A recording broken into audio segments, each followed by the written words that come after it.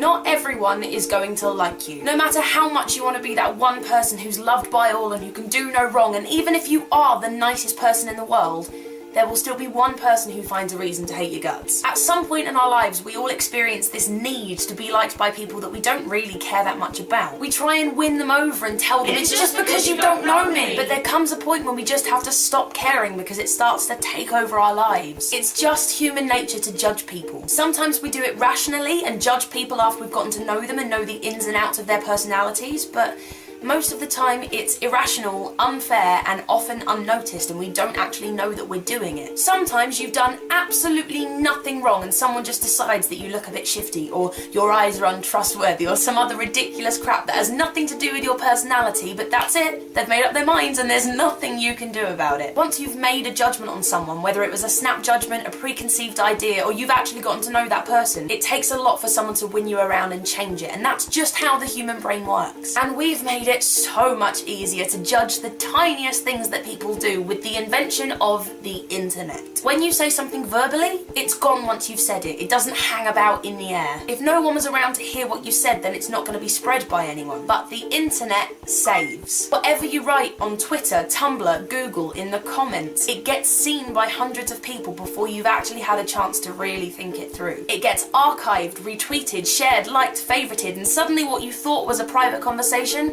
is a public talking point. I've got a few more followers than your average tweeter, so I'm far more aware of that fact than others, but even so, I've still made the odd mistake where my emotions have overridden my common sense. But for a lot of people who don't use Twitter that often, or don't see a lot of activity on their feed, it's easily forgotten and can be dangerous. They forget that what they're writing isn't like a fleeting comment that you say to someone that might not actually be heard by the person you're talking about. But on Twitter, it's there forever. Whether you delete the comment or not, it gets archived or retweeted or screen capped, and the person you're talking about has the potential to see it. It's suddenly seen by a lot more people than they ever imagined, and their judging point of view is now being judged by everyone else. It's human nature to judge people, whether it's off years of experience or just 140 characters, but there comes a point when you have to hold up your hands and say, not everyone is going to like me, and I fully accept that. But of course it doesn't mean that you can just walk around being an arse to people, because not everyone's going to like me anyway. But as long as you know that you're not doing anything wrong and you're trying to be the best person that you can be,